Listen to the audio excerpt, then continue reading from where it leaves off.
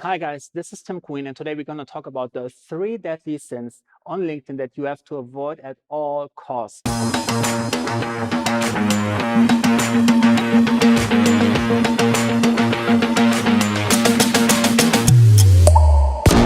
Now, sin number 1 is writing someone a message who has checked out your LinkedIn profile. Some people have activated a privacy setting. You can actually see who they are and you can click on their profile. But the worst mistake of all is to actually tell those people that you noticed that. Clicking on this, who visited your profile, clicking on that profile, sending a message and asking them, yeah, I noticed you checked out my profile. Can I help you with something? Do you know what this is? This is the most creepiest thing you can do. Like, you have nothing else to do in your life than to check who visited your profile section. Yeah, maybe if you are a salesperson and you notice that someone is continuously checking out your profile, you might put that person on a hot list. Then you're thinking about an approach, how you can actually contact them in a non-creepy way. But by instantaneously, sometimes I visited someone's profile, someone said, do you know this person? I'm like, I don't know. I type in the name in LinkedIn, I click on their profile.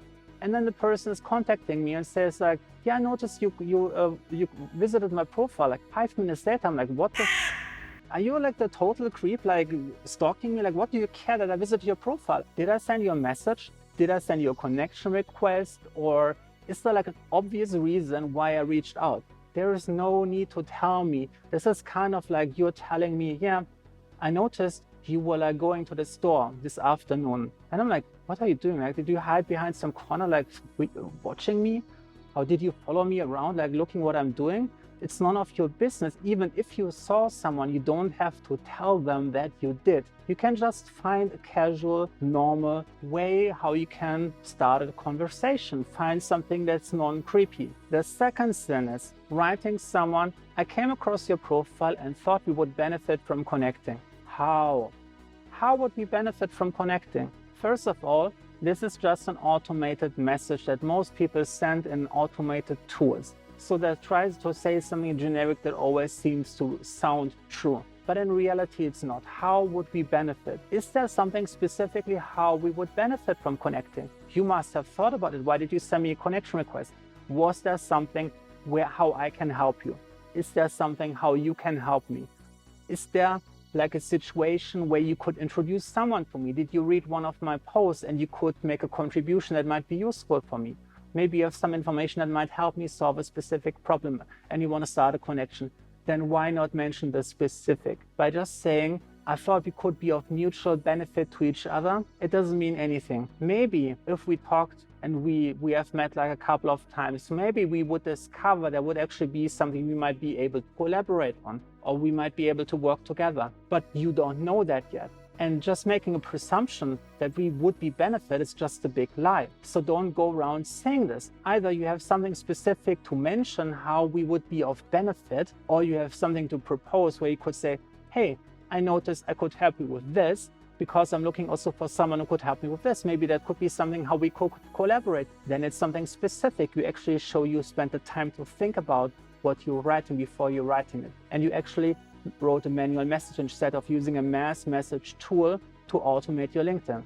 So don't write this sentence in your LinkedIn messages. Sin number 3 is, this is often happening when you are like an active content creator on LinkedIn. You're posting articles, you're sharing videos. I often get messages that sound like this. Hey Tim, I really loved your post about X.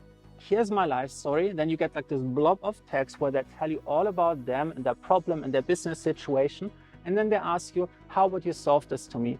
Now, what they often do is they think, I have the time. What often happens is they think, actually, it's actually polite to ask me to read this blob of text. They're just like knocking over the door and just walk in and assuming I have the time to do this. They are not respectful of my time just by making me read this message. Secondly, they're assuming I'm going to give them free advice. They often ask me, from the complexity of having like a $5,000 or $10,000 project, to answer in a message. Just because they like my post, I don't owe them anything. So if you want to have some help in your business and you have a specific problem that is really in line with what someone was writing in a social media post, then you can contact the person and you can inquire politely and respectful. You ask them first. You don't have to waste writing like an entire page. You just ask them, I have a specific problem that's similar to your post. Are you able to help me with that? Are you taking consulting work in this area? Or are you doing project work and could me help resolve this? You are instantaneously communicating that you are willing to pay for that. That's really important. Then the person can say, no, actually, I'm not doing that anymore.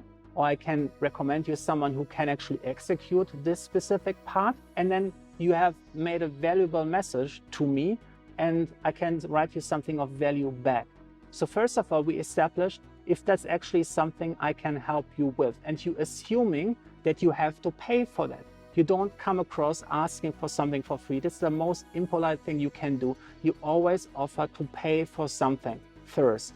If you can't afford it, don't spend the time sending out messages. Then solve it yourself. Use Google and find some free resources, but you don't waste someone's time for doing this. So first, you establish that someone is actually able to help you with. Secondly, you're making sure that you're willing to pay for that. And then thirdly, you're setting up a second meeting where you can actually talk about the details. Don't overwhelm people. Don't make them read like your life story. Nobody cares about it until they have established the ground rules for this interaction. So those are the 3 sins. Which one of them have you encountered in your LinkedIn journey? Have you actually committed one of them yourself? And let me know in the comments what you think, and make sure that you like and subscribe for future videos about LinkedIn marketing strategies that actually work.